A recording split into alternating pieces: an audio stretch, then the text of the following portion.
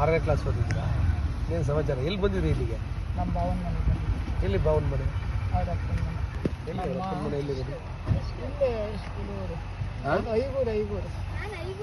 ಐಗೂರ ನಿಮ್ಮದು? ಹಾಂ, ನಿಮ್ಗೆ ಏನಾಗಬೇಕು ಅವರು? ಅವರು ನಮ್ಮ ಅಣ್ಣನ ಮಗಳು.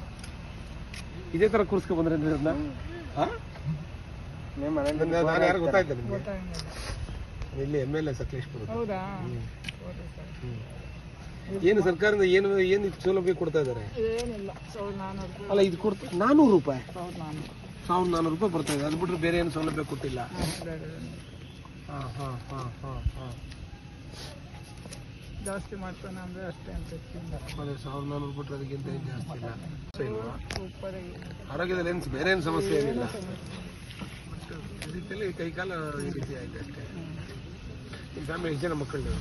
ನಮ್ಮ ಅಕ್ಕನ ಅಕ್ಕ ನೀವು ಇಬ್ಬರು ಹೇಳಿದ ಅಕ್ಕ ಸರಿ ಇದ್ದಾರಾ?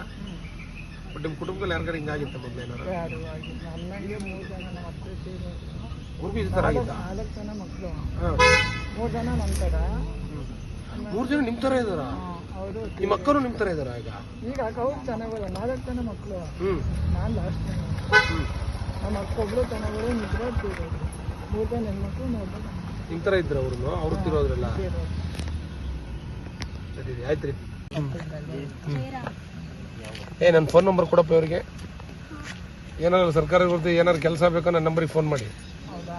ಹಾಂ, ಏನೇ ಎಲ್ಲಕ್ಕೆ ಬಂದಾಗ ಹಿಂಗೆ ಮಾತಾಡ್ತಿದ್ದು ಅದೇ ಸಾಕು ನನಗೆ. ದೇವ್ರು ಕೊಡ್ತಾನೆ. ಜನ ಇದು ಒಂದು ದಾರಿ ಬೇಕು ಅಷ್ಟೇ. ಏನು ಬೇಕು? ಒಂದು ರೋಡ್ ಇಲ್ಲ. ಒಂದು 200 ಮೀಟ್ರ್ ಹೋಗ್ಬೇಕು ನಮ್ಮ ಕೊಡಿ.